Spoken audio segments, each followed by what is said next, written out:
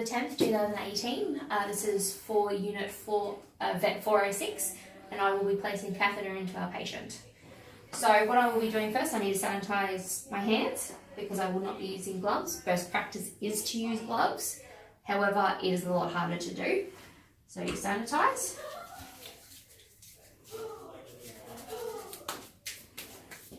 Make sure they're dry. And then we get our swabs, and we need to sanitize our metho swabs. You just do one, and you throw it out, and then you go two, and then you've got three. So make sure that the area is aseptic. And then what we do is we take our catheter, very awkwardly, and make sure that the opening is at the top. Then we stick that in like that. Make sure, usually you do have a nurse holding off, but if you're by yourself, you'll have to hold off the vein yourself so you can actually see it. Feel where the vein is. Stick the catheter in there.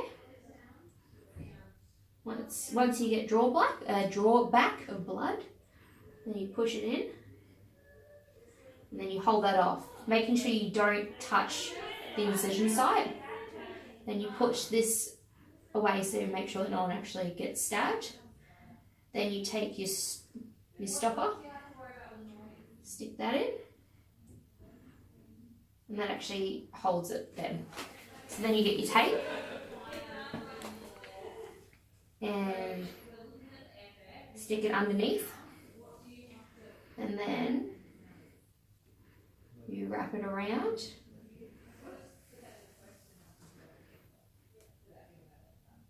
So you can just see where the catheter's gone into, so that way you can tell whether it's actually still in. So once you've done that, then we take this out. Then you put your port in. You put your port in, and then you go to tape your port in. So then what we do, put a vet wrap, the soft wrap around first. Then you put your tape. So you're going to make sure, make sure that it's actually around the top there. And then you go back up again. So that way it actually holds it in place properly. And then we get our vet wrap. And I usually go underneath the port first to make sure that I've done that properly. Then I go over the top. And then you just sort of keep going in that sort of, I guess, kind of figure 8 type pattern.